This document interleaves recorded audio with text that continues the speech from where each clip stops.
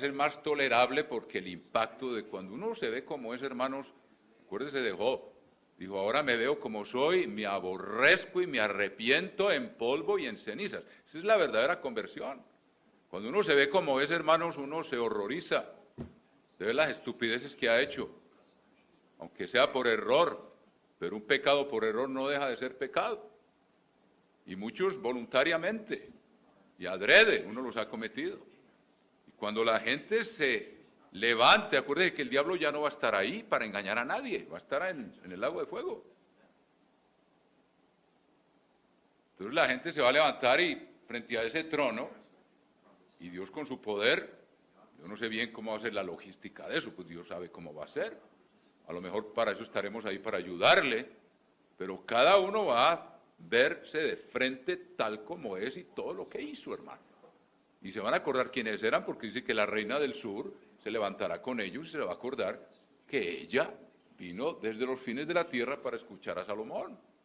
Entonces la conciencia de la gente les vuelve, porque el espíritu vuelve a Dios que lo dio. Y si la persona no fue engendrada por el espíritu del Padre, el único que puede transmitir inmortalidad, entonces esa persona no nace en la primera resurrección.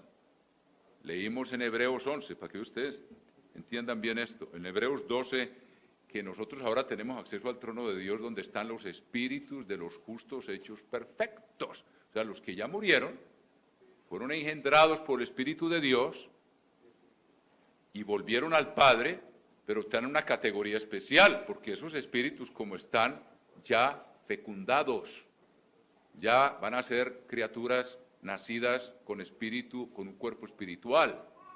Los que mueren sin haber sido engendrados por el Espíritu de Dios resucitan con un cuerpo material. Por eso Jerusalén se llama la madre de nosotros. ¿Qué guarda una madre en su vientre? El óvulo engendrado por el Padre. Veámoslo aquí, hermano, es que esto es tremendo todo esto. El apóstol Pablo, ¿no?, que en cada tema que uno nombra ahí mismo se va abriendo todo un capítulo, pero aquí el apóstol Pablo, en Gálatas capítulo 4 y versículo 26 dice, mas la Jerusalén de arriba, la cual es madre de todos nosotros, es libre. Es madre de todos nosotros. ¿Por qué es la madre de todos nosotros? Recuerden, el hombre muere y el espíritu vuelve a Dios que lo dio. ¿Dónde está Dios? Dios está en la Jerusalén celestial. Ahora, ¿qué hace Dios con un espíritu que Él engendró? Lo guarda en esa Jerusalén, se convierte en la mamá. Ahí están guardados los que van a nacer de nuevo, porque fueron engendrados por el Espíritu del Padre. Fíjense, si verá cómo Pablo lo escribe en Hebreos, capítulo 12, que ya lo vimos, pero para que les quede grabado todo esto, hermanos, en la mente, la grandeza, la magnificencia de lo que Dios está haciendo con el ser humano. En el capítulo 12 de Hebreos y en el versículo 22 dice, sino que os habéis acercado al monte de Sión, a la ciudad del Dios vivo, Jerusalén, la celestial. Porque hay un monte de Sión, está ahí arriba, y hay otro aquí abajo. Dios así lo hizo. Y como el diablo no ha podido conquistar el de arriba, va a hacer todo lo posible por conquistar el de aquí abajo. Por eso la bestia se va a sentar allá, entre los mares, entre el mar Muerto y el mar Mediterráneo, en el lugar donde estaba el arca que representaba el trono de Dios. Satanás es el que va a estar ahí metido en la bestia, sentado ahí, porque no pudo sentarse en el trono de Dios, y lo dijo en Isaías 14, subiré al monte del testimonio y me sentaré allá donde están las estrellas del norte y seré semejante al Altísimo. Como no ha podido, y ahora va a tratar de hacerlo otra vez, tampoco va a poder, entonces va a hacer todo lo posible y lo va a lograr de sentarse en el trono de Dios aquí abajo por 42 meses. Es todo lo que le queda. Por eso está enfurecido, sabe que le queda poco tiempo. Una vez más, volviendo al tema, os habéis acercado, Hebreos 12, 22, al monte de Sión, a la ciudad del Dios vivo, Jerusalén la celestial. Ahora, nosotros tenemos acceso allá, hermanos, al tercer cielo, al trono de la gracia, que es el propiciatorio, donde se sienta el Padre, símbolo del arca. Tenemos acceso allá por el camino que Cristo nos abrió. Entonces Pablo nos dice, os habéis acercado al monte de Sión, a la ciudad del Dios vivo, Jerusalén la celestial, a la compañía de muchos millares de ángeles. Cuando los santos llegan allá en el Espíritu, los ángeles respetan eso porque estos son los hijos de Dios el Padre. Estos son los que van a heredar el universo y los ángeles son hechos para servicio de ellos.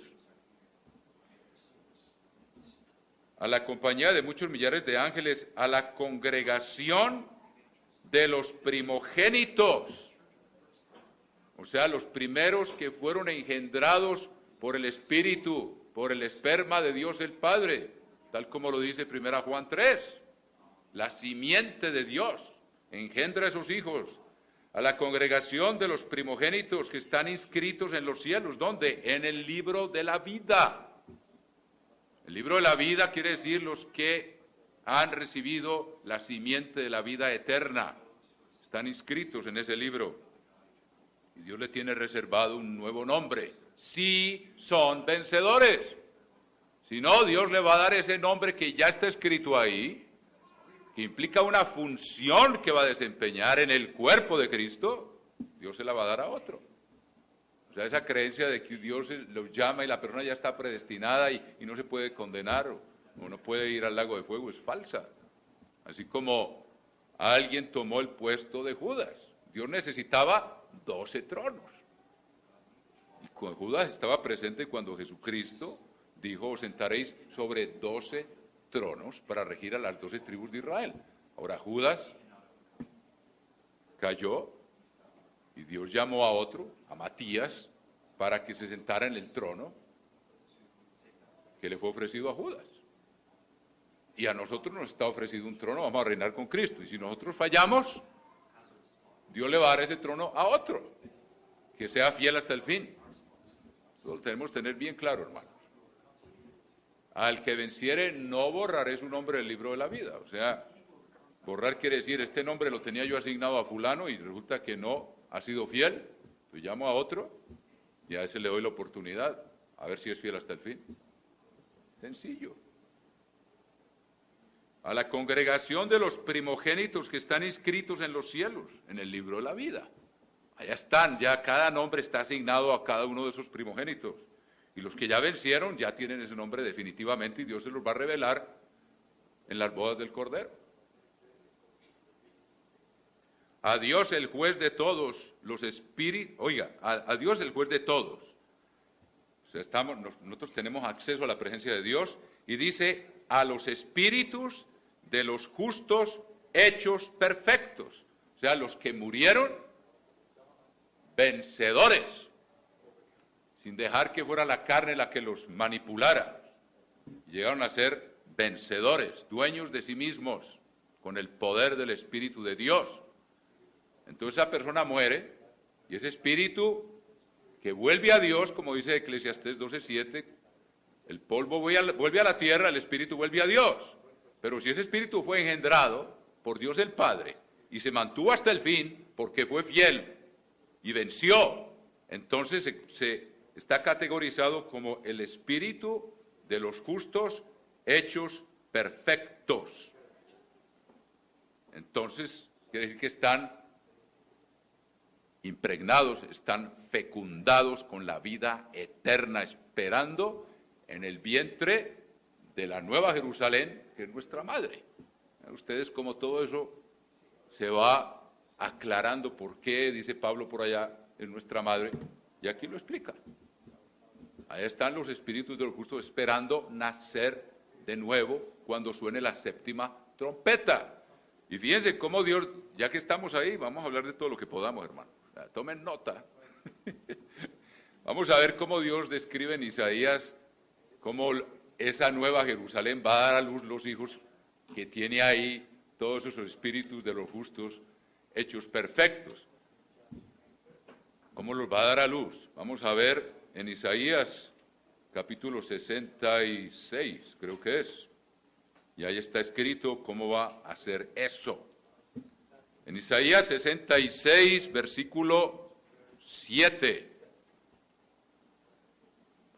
Antes que estuviese de parto, dio a luz. O sea, hubo alguien que nació antes. 66:7, Isaiah. Antes que estuviese de parto. The translation in English is not that good as this one. This is better. Try to translate as I read here, because I'm sorry. Sometimes the English translation is better. A veces la traducción al inglés es mejor, pero a veces la del español es mucho mejor. Aquí la del español es magistral. Y el inglés no le pegó al clavo, como está aquí. Dice, antes que estuviese de parto, y el tema aquí es la Nueva Jerusalén. Antes que estuviese de parto, dio a luz. Antes que le viniesen dolores, dio a luz hijo. O sea, el primero que dio a luz la Nueva Jerusalén fue a Jesucristo. Y luego dice, ¿quién oyó cosa semejante? ¿Quién vio tal cosa? ¿Concebirá la tierra en un día? ¿Nacerá una nación de una vez? ¿Una nación entera nace en un abrir y cerrar de ojos? ¿Aparece una nación? ¿Quién ha visto cosa semejante? Pues en cuanto Sión, y ya vimos cuál es, la de arriba, nuestra madre, estuvo de parto, dio a luz sus hijos. En un abrir y cerrar de ojos, dice, y ya sabemos, al sonido de la séptima trompeta nace, es un nacimiento instantáneo de una nación entera, representando en el espíritu las 12 tribus de Israel. Las primicias, por eso Dios dice, Israel es mi primogénito. Así le dijo, y era la última nación que Dios, casi la última nación que Dios creó, fue Israel. Y le dice a Moisés, dile a Faraón que Israel es mi primogénito, o sea, eran los primeros que iban a nacer de nuevo.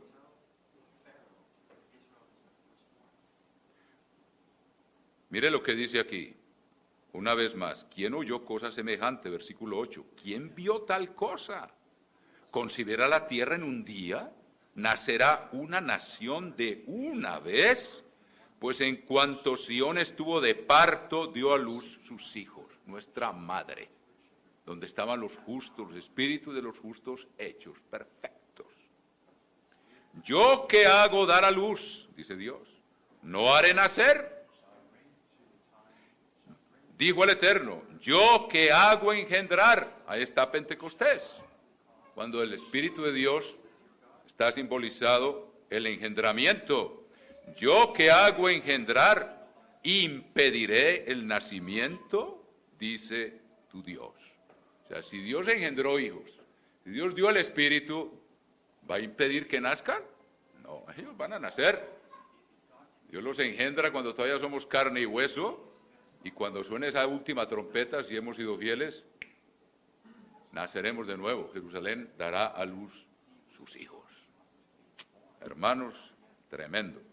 Ahora, el resto del mundo, como estábamos viendo, se van a levantar en el día del juicio en carne y hueso.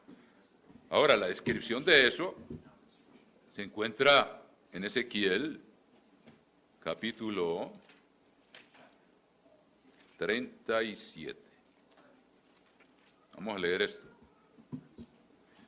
Y miren lo interesante, aquí Dios le está hablando a Israel para consolarlo, para darle la esperanza de que su Dios no los ha abandonado.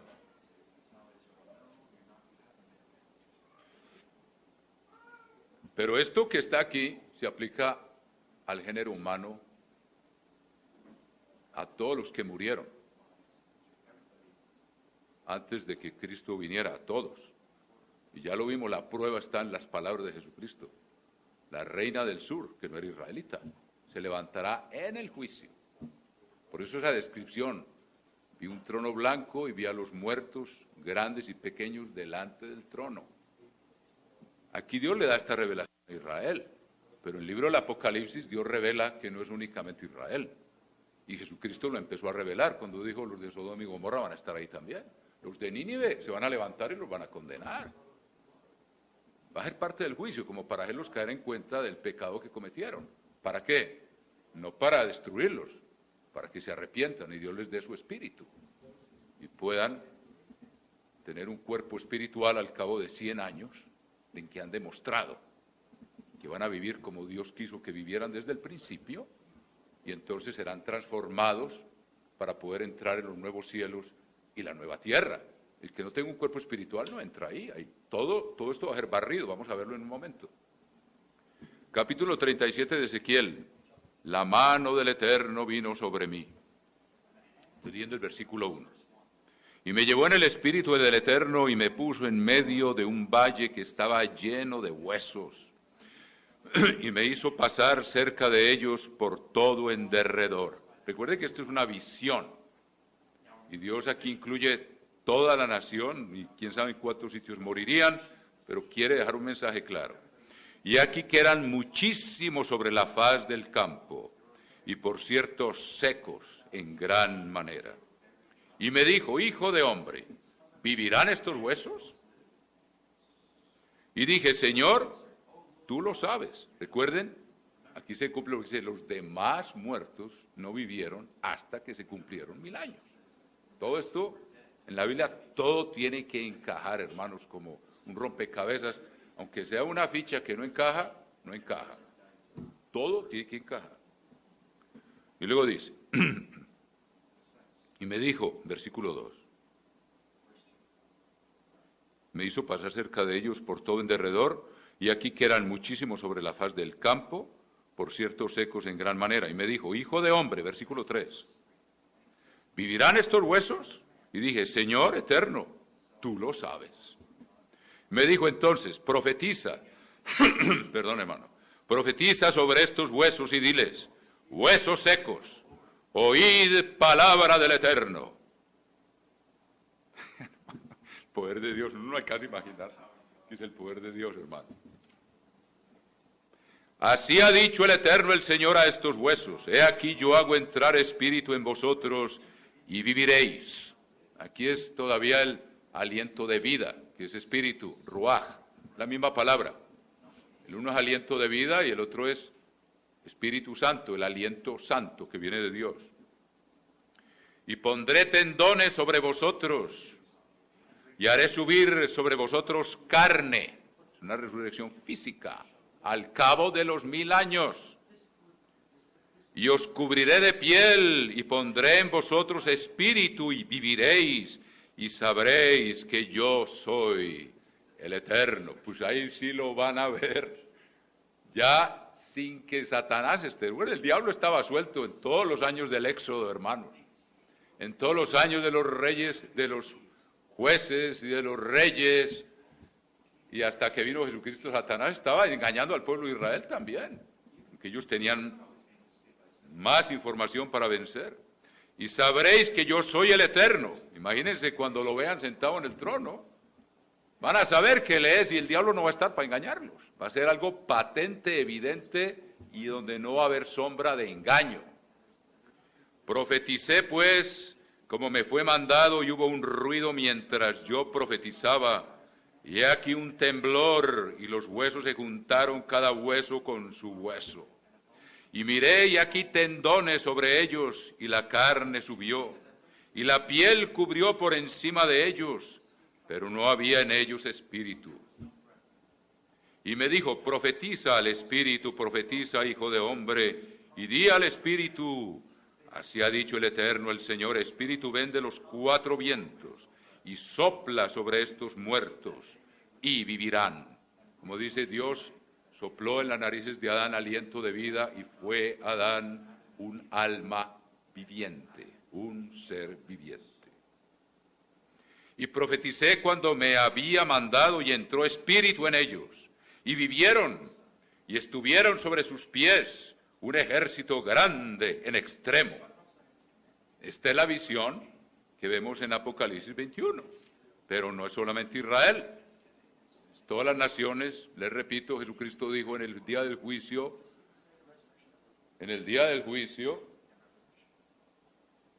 la reina del sur se levantará con ustedes.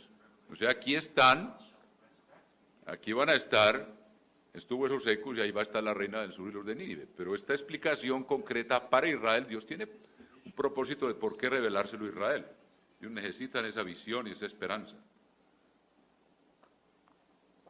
Y luego en el Apocalipsis revela que es toda la humanidad. Y me dijo, profetiza al Espíritu, profetiza, hijo de hombre, y di al Espíritu, versículo 9, así ha dicho el Eterno, el Señor, Espíritu, ven de los cuatro vientos y sopla sobre estos muertos y vivirán. Versículo 10, y profeticé como me había mandado, y entró Espíritu en ellos, y vivieron y estuvieron sobre sus pies un ejército grande en extremo. Para no repetir, vamos al versículo 11, pero voy a leer otra vez exactamente a qué corresponde esto. Capítulo 20 del libro del Apocalipsis, versículo 11. Vi un gran trono blanco y al que estaba sentado sobre él, delante del cual huyeron la tierra y el cielo. Ningún lugar se encontró para ellos. Ahí ve uno por qué. Toda esta inmensa multitud tiene que concentrarse en ese ser. Miles de millones de seres humanos. Por eso dice que huyen la tierra y el cielo. Ahora lo entiendo mejor. Porque imagínense ustedes esas multitudes para concentrarse en un punto focal específico. Un ser supremo sentado sobre ese trono, el que los hizo a todos. Versículo 12, y vi a los muertos grandes y pequeños de pie ante Dios. Recuerde que Jesucristo dice, el Padre le dio a él el juicio. O sea, este es Jesucristo Dios, el que va a juzgar. Porque él es el Hijo del Hombre y él vivió la experiencia humana. Dios el Padre le dijo, usted se encarga de juzgar. Y el juicio le fue dado a Jesucristo. Usted no es Dios el Padre. Es Jesucristo, y vamos a ver la prueba en el capítulo 5 del Evangelio de Juan, y volveremos a Ezequiel. Capítulo 5 del Evangelio de Juan, dice,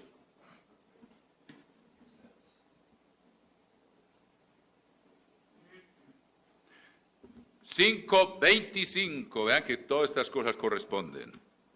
De cierto os digo, viene la hora y ahora es, cuando los muertos oirán la voz del Hijo de Dios, y los que la oyeren vivirán. Porque como el Padre tiene vida en sí mismo, así también han dado al Hijo el tener vida en sí mismo. Y también le dio autoridad de hacer juicio por cuanto Él es el Hijo del Hombre. Él tiene la autoridad para juzgar. ¿Y por qué? Vamos en Hebreos, y ahí está explicada la razón. Hebreos, capítulo 2, versículo 10. Hebreos 2:10, porque convenía a aquel por cuya causa son todas las cosas, y por quien todas las cosas subsisten, que habiendo de llevar muchos hijos a la gloria, perfeccionase por aflicciones al autor de la salvación de ellos. Porque el que santifica y los que son santificados, de uno son todos, por lo cual no se avergüenza de llamarlos hermanos. Versículo 17, aquí está la razón por la cual Dios Padre le da la autoridad de juzgar al Hijo. Aquí está. Por lo cual debía ser en todo semejante a sus hermanos, para venir a ser misericordioso y fiel sumo sacerdote en lo que a Dios se refiere, para expiar los pecados del pueblo. Pues en cuanto él mismo padeció, siendo tentado, es poderoso para socorrer a los que son tentados. Veámoslo una vez más en el capítulo 4, versículo 14. 4:14 de Hebreos. Por tanto, teniendo un gran sumo sacerdote que traspasó los cielos, Jesús el Hijo de Dios, retengamos nuestra profesión. Versículo 15. Porque no tenemos un sumo sacerdote que no pueda compadecerse de nuestras debilidades, sino uno que fue tentado en todo según nuestra semejanza, pero sin pecado. Acerquémonos, pues, confiadamente al trono de la gracia, trono de la misericordia, para alcanzar misericordia y hallar gracia para el oportuno socorro. Y hay más, pero eso prueba que el que va a juzgar al mundo es Jesucristo. Sigamos en Ezequiel 37, en el versículo 11. Me dijo luego, hijo de hombre, todos estos huesos son la casa de Israel. He aquí ellos dicen, nuestros huesos se secaron y pereció nuestra esperanza. La gente muere, me acordé, les he contado, me encontré con un amigo muy querido de Estrasburgo, muy interesante, que no lo quise llamar porque iba de paso rápido por Estrasburgo y Dios permitió que, yendo por la plaza Gutenberg, y él vive en las afueras, en los alrededores de Estrasburgo, y voy pasando junto a un restaurante que pone las terrazas ahí, y oigo una voz que me dice, ¿Mario? Y mi amigo estaba ahí sentado. Y lo invité a comer, y hablamos de aquellos tiempos de nuestra juventud y de los tiempos en que estamos ahora. Y él mira hacia atrás, yo qué hice de mi vida, y ya sabe que no le quedan muchos años de vida. Y las personas, y él no tiene este conocimiento, yo le prediqué como 1 hora y no le entró nada, le pasó por encima de la cabeza. Yo creo que el único testimonio fue el gozo de vivir que Dios me permitió mostrar. Le dije, Pierre, lo mejor está por delante, hermano, no hay que pensar en lo que pasó, que dejar lo que está atrás, mirar lo que está por delante, pues no tiene esa fe, no tiene esa visión. Pero veía mi convicción y me dijo, pues Mario, no es que crea, pero me intrigas, por lo menos eso le quedó de testimonio. Y la gente dice, bueno, ¿yo qué? Viví y quise con mi vida y ahora me muero y este es el fin. Y mucha gente cree eso. Dice, he aquí ellos dicen, nuestros huesos se secaron y pereció nuestra esperanza. Hasta aquí llegamos. Y somos del todo destruidos. Versículo 12, por tanto profetiza y diles, así ha dicho el Eterno el Señor, he aquí yo abro vuestros sepulcros, pueblo mío, y os haré subir de vuestras sepulturas, y os traeré a la tierra de Israel. Y sabréis que yo soy el Eterno cuando abra vuestros sepulcros, y os saque de vuestras sepulturas, pueblo mío. El pueblo de Dios. Y pondré mi espíritu en vosotros y viviréis, y os haré reposar sobre vuestra tierra. Y sabréis que yo el Eterno hablé y lo hice, dice el Eterno. Damos un poco más, Apocalipsis 21, para seguir la trama de la historia. Apocalipsis 20, perdón. Ahora dice una vez más, versículo 12, y vi a los muertos, 12, grandes y pequeños, de pie ante Dios. Recuerden que esos huesos subió tendones y subieron, los huesos se juntaron y subió carne y estuvieron de pie. Un ejército grande en gran manera, la casa de Israel. Pero ya vimos, Jesucristo les dijo, en el día del juicio, los de Nínive se levantarán con esta generación, con estos. Y la reina del sur, y los de Sodoma y Gomorra. Y vi a los muertos grandes y pequeños de pie ante Dios. Así como el ser humano vivió alejado de Dios, desde que Caín le dijo, de tu presencia me esconderé. Y Adán y Eva cuando pecaron y sintieron que venía la presencia de Dios, huyeron y se escondieron de la presencia de Dios. Y el ser humano Desde entonces ocurrió algo. Dios les dijo, si ustedes decidieron averiguar lo que es el bien y el mal por experiencia propia, recuerden que Dios quiere que nosotros tengamos discernimiento del bien y del mal, pero no por experimento. Como quien dice, si yo, hoy en día la gente, ¿cómo encuentra el bien y el mal, aunque no se arrepiente? Le da sida por infringir las leyes de Dios, o le da sífilis, o hay cantidad de enfermedades venéreas. Dicen que las chicas en las universidades ya llevan como 4 o 7 enfermedades venéreas. ¿Y cómo aprenden que las tienen? Por transgredir la ley de Dios. Bien, piensen en eso. Dios dijo, he aquí el hombre es como uno de nosotros conociendo el bien y el mal. Pero el hombre lo conoció por pecar. ¿Acaso Dios conoce el bien y el mal? ¿O el ser humano conoce el bien y el mal mejor que Dios? De ninguna manera. ¿Cómo conoce Dios el bien y el mal?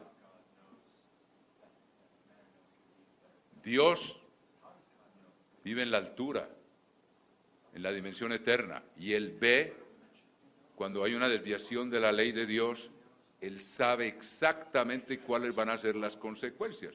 Imagínense que nosotros hubiéramos estado en un globo sobre el océano Atlántico cuando iba el Titanic derechito hacia el iceberg, y nosotros allá arriba bien alto. Nosotros sabíamos exactamente para dónde iba, porque desde allá se ve. Así ve Dios al ser humano. Y ve no solo lo de afuera, ve lo de adentro. Dice, Dios conoce el corazón del hombre, y todos, dice, el Seol y el Abadón están delante de Dios. ¿Cuánto más los corazones de los hombres? La ley de Dios es un camino, y toda desviación de ese camino trae consecuencias. Dios quería con el árbol de la vida que nosotros aprendiéramos a ver el bien y el mal sin tener que experimentar las consecuencias de la transgresión de su ley. Y es la oportunidad que le ofrece a muchos de los jóvenes en la iglesia, como lo predicó sabiamente Edgar ayer. Dios les enseña lo que es el bien y el mal para que no tengan que aprenderlo con una enfermedad venérea, como algunos lo han tenido que aprender. Como quien dice, crean en Dios y sepan que si ustedes infringen la ley de Dios van a recibir las consecuencias. Dios no quería que el ser humano tuviera que pasar por eso. Y aprendió el ser humano lo que es el bien y el mal por experimento. Satanás les dijo, no, ustedes van a saber el bien y el mal, pero no les dijo cómo, sufriendo las consecuencias del pecado.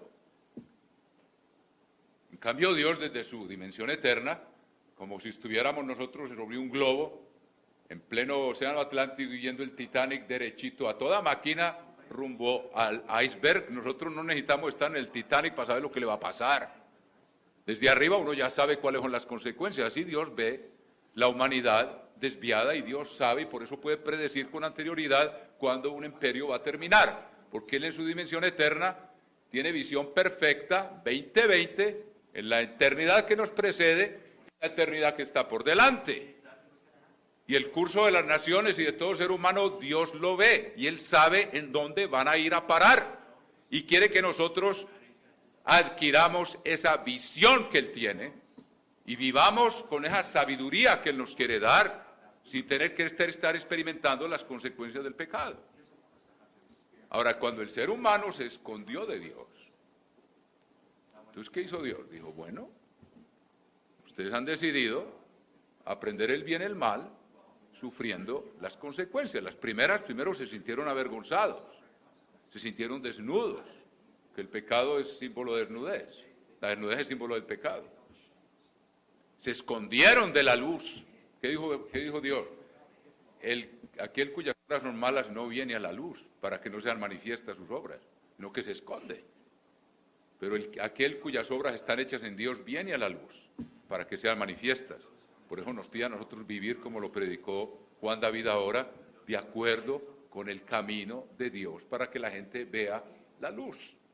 y vea cómo Dios quiere que actuemos y seamos un ejemplo de que uno puede vivir y tener sabiduría y desarrollar carácter sin tener que estar experimentando las consecuencias del pecado. Pero Dios lo que decidió entonces, y toda esta gente dijo, bueno, si decidieron eso, no tuvieron la fe suficiente. Adán y Eva no lograban entender las consecuencias en lo que se estaban metiendo, en las manos de Satanás. Se estaban poniendo, en las manos del Dios, lo estaban poniendo como su Dios, el Dios de este mundo. Entonces Dios, ¿qué dijo? Los voy a dejar que sufran las consecuencias. Y así lo dijo, lo vamos a ver en Romanos capítulo 11, hermanos. Dice aquí.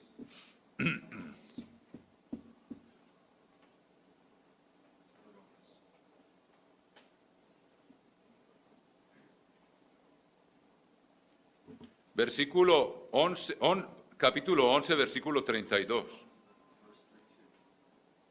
Dice aquí. Romanos 11, 32. Porque Dios sujetó a todos en desobediencia para tener misericordia de todos. Por eso Jesucristo se ofreció desde antes que Adán y Eva pecaran, y Él se ofreció, dijo, si pecan, lo vamos a dejar que pequen por 6,000 años, y yo pago por todos. ¿Con qué fin? De que cuando la gente se levante en el día del juicio, toda esa gente se va a acordar cómo vivió. Lo que fue ver las madres llevar a sus hijos a la guerra y que nunca volvieron. O las madres en la guerra sucia de Argentina ver sus hijos desaparecidos. O las madres en el tiempo de la violencia y de la guerrilla aquí ver sus hijos asesinados o secuestrados y raptados para la guerrilla y que nunca más los ven. O que mueren en guerra con el ejército, o las enfermedades horribles que el ser humano ha padecido, hermanos, consecuencia del pecado.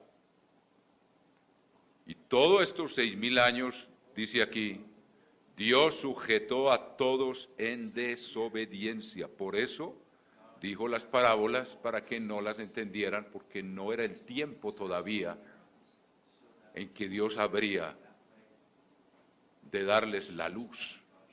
Y los dejó todavía en el engaño, porque aún no había terminado su plan. Y Dios no les explicaba las parábolas, les decía parábolas para que no entendieran. Y los discípulos le preguntaron, ¿por qué les hablas por parábolas? Dijo, para que no entiendan, ni se conviertan, y yo los sane. Dios estaba esperando, esa gente estaba destinada para el juicio del gran trono blanco, donde Dios se van a convertir y Dios los va a sanar. Y cuando ya nadie tendrá excusa, Adán y Eva pudieron haber dicho, pues no sabíamos en qué nos estábamos metiendo. Cuando uno ha sufrido todas las consecuencias, a lo largo de 6,000 años, y Dios permitió y los dejó, vayan, hagan lo que ustedes quieran, hagan sus gobiernos, y ningún gobierno fuera de unas pocas épocas de Israel ha vivido basado en los 10 mandamientos, que es la ley del árbol de la vida. Y la única forma de recibir vida eterna es guardando sus mandamientos. Dios los dejó que hicieran sus propias leyes y que hicieran lo que ellos creían que era el bien y que era el mal, y estuvieran guerras y hambres y toda la tragedia que es la historia humana, que todas las fechas importantes, casi todas están escritas con sangre, porque son o una batalla, o una tragedia, o la erupción de un volcán, o que una ciudad desapareció, o un terremoto que hizo no sé cuántas cosas. Por la mayoría de la historia humana, los jalones de la historia son las guerras, la subida y la caída de los imperios, la tragedia humana por 6,000 años. Aquí Dios le va a poner fin a eso. Entonces el diablo no va a estar para engañarlos. Ya traen toda esa carga de experiencia de lo que fue haber vivido según el árbol de la ciencia del bien y del mal.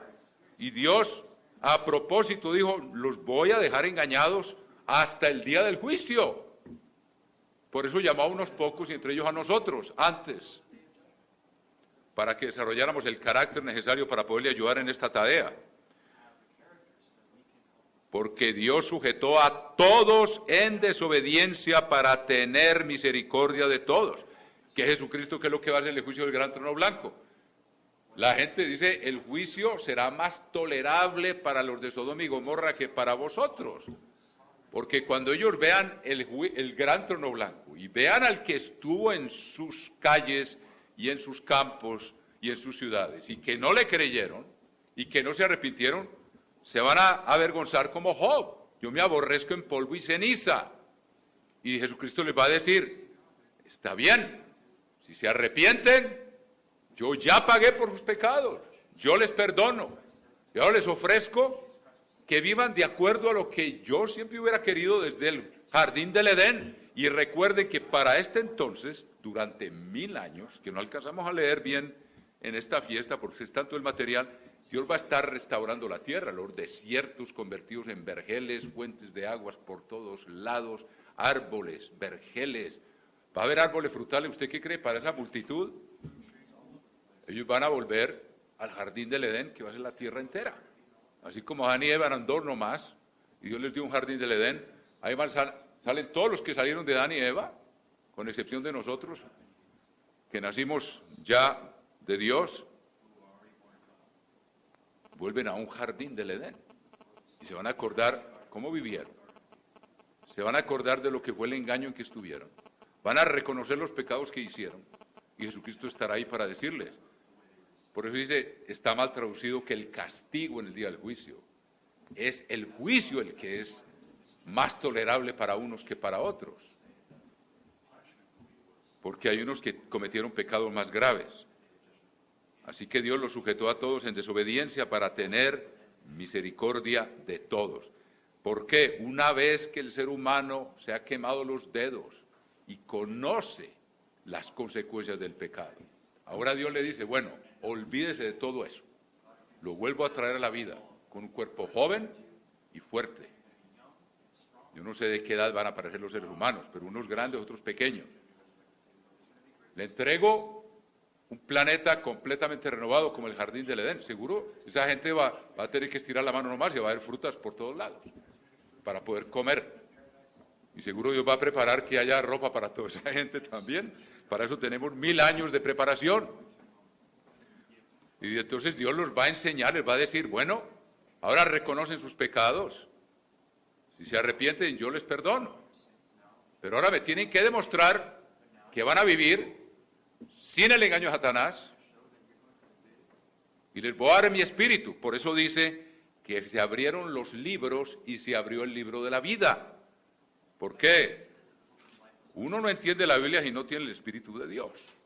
Entonces Dios les va a abrir estos libros que estuvieron sellados para ellos.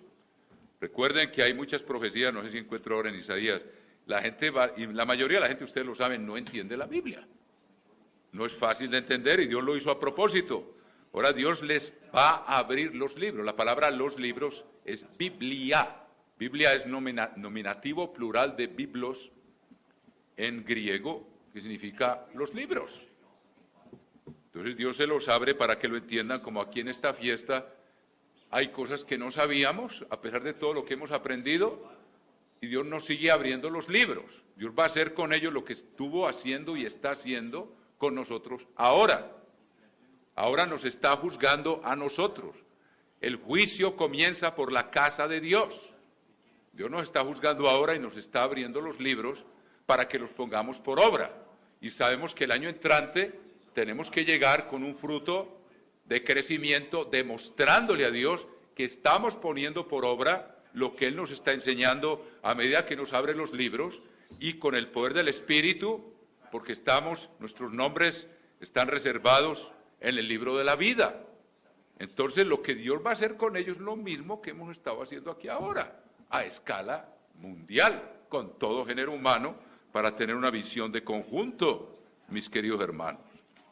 Una vez más, 20:12, vi a los muertos grandes y pequeños de pie ante Dios, y los libros fueron abiertos. Cuando uno ha pecado y empieza a entender la Biblia, empieza a darse cuenta de todas las barbaridades que ha hecho.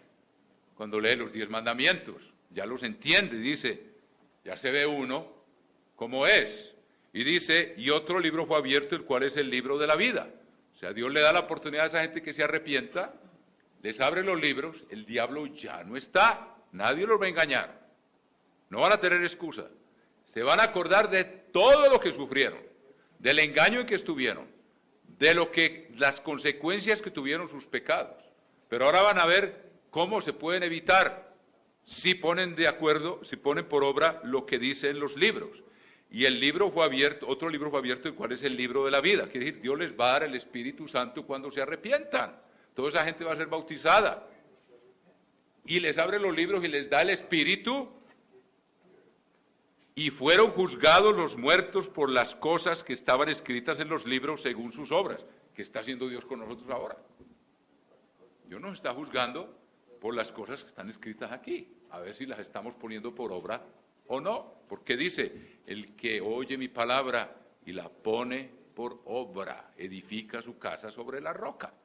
Lo mismo que Dios está haciendo con nosotros ahora, lo va a estar haciendo el juicio del gran trono blanco con toda aquella multitud.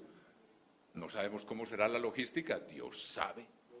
Seguramente estaremos ahí ayudando y la gente se va a aborrecer cuando se vea cómo es, porque ya no va a tener ese orgullo y ese engaño del diablo, y va a ver a su hacedor. Los ojos del hombre verán a su hacedor sentado en ese trono y sabrán que ese ser, siendo Dios, murió por ellos y les está ofreciendo con todo su amor: arrepiéntanse de todo lo que hicieron, yo pagué por ustedes. Lo único que quiero es que se arrepientan, lo mismo que está haciendo con nosotros. Y ahora les abro estos libros que ustedes no entendieron, porque no obedecieron, no podían entender, y Dios los sujetó en desobediencia, entonces no podían entender. Ahora les abre los libros, y ¿qué va a hacer? La iglesia entiende que para poderlos juzgar según sus obras, apenas empiezan a entender los libros, cuando el libro de la vida se abra y reciban el Espíritu Santo, entonces la iglesia, guiada por el Espíritu de Dios, nos presenta el panorama del capítulo 65 de Isaías. 65 de Isaías, donde dice en el versículo 17: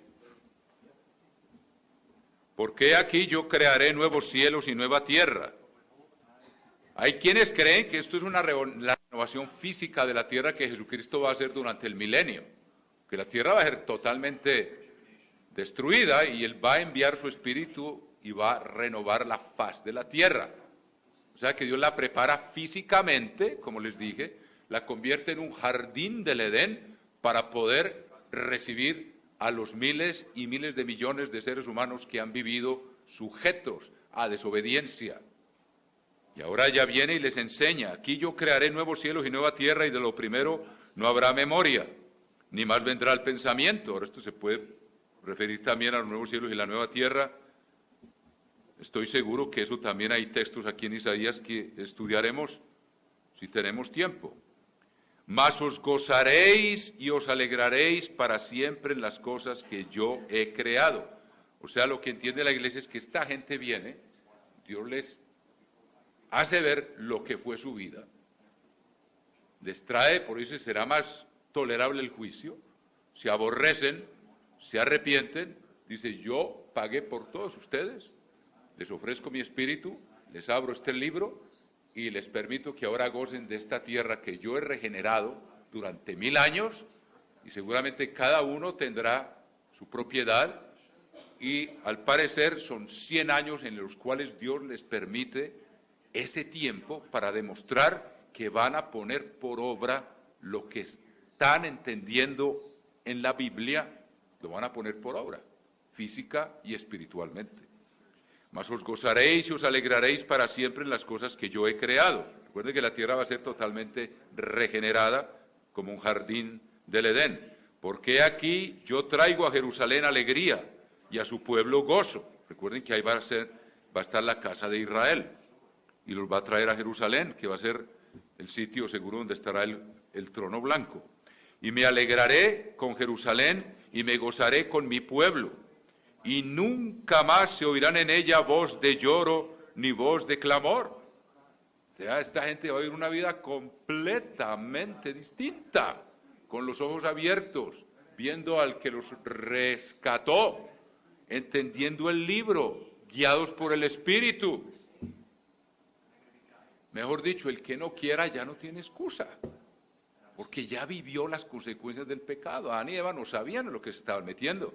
Cuando el ser humano resucite allá, y nosotros ahora también entendemos cuáles son las consecuencias del pecado.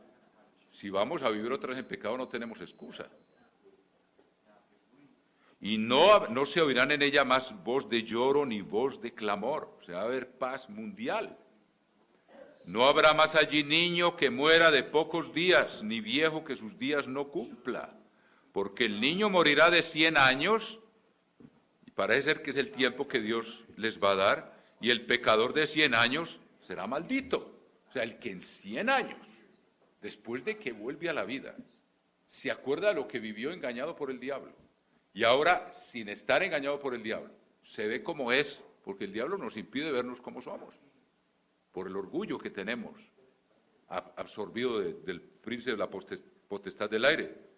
Por eso uno tiene que humillarse delante de Dios hasta que Dios nos muestra cómo somos. Edificarán casa, o sea, el pecador de 100 años será maldito, o sea, el que en 100 años, viviendo en el paraíso, viendo a Dios, entendiendo la Biblia, acordándose de lo que fue su vida anterior, consecuencias del pecado, y no quiera, ya no hay excusa. Ya no hay excusa, por eso hay un lago de fuego ahí, hermano. Dios no puede hacer más por una persona, hermano. Ya se quemaron las manos, ya saben las consecuencias del pecado, tienen el perdón, tienen el espíritu para vencer, no tienen al diablo para estarlos engañando y tentando, ya sufrieron suficiente. Edificarán casas y morarán en ellas, plantarán viñas y comerán el fruto de ellas. No edificarán para que otro habite, ni plantarán para que otro coma. O sea, cada persona tendrá su casa y su propiedad. Y el mundo entero, ustedes se ponen a ver el mundo de hoy, cuando uno viaja en avión, hermanos.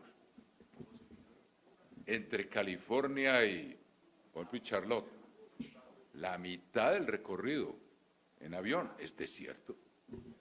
Primero Arizona, que gran parte de California es desierto. Luego sigue Arizona, zona árida. Luego sigue el Nuevo México y partes de Texas. Casi la mitad de Estados Unidos es desierto. El Sahara ahora es ya creo que más de una tercera parte de todo el continente africano. Es inmenso, ustedes lo ven en los mapas y parece que está creciendo y creciendo y creciendo por la erosión y por la sequía y por todo. Imagínense todos esos desiertos convertidos en pura tierra fértil, llenos de palmeras, de dátiles y de maravillas que Dios creó. Todo eso, hermanos. No edificarán para que otro habite, ni plantarán para que otro coma, porque según los días de los árboles serán los días de mi pueblo, y mis escogidos disfrutarán la obra de sus manos. ¿Cuánta gente hoy trabaja haciendo edificios lujosísimos para gente que va a vivir en ellos y ellos tienen que ir a vivir en condiciones a veces casi infrahumanas, hermanos? Eso no va a existir. Disfrutarán la obra de sus manos, no trabajarán en vano, ni darán a luz para maldición, porque es un linaje de los benditos del Eterno y sus descendientes con ellos. ¿Cómo le parece todas las familias juntas? Los abuelos, bisabuelos, tatarabuelos, y uno en el juicio del Gran Trono Blanco la gente se va a reconocer, ¿de dónde salí? Tú fuiste mi papá y tú fuiste mi abuelo, tú fuiste mi tatarabuelo. Eso va a ser una cosa, o sea, las familias juntas otra vez, los que se amaron y se rompió yo sé de alguien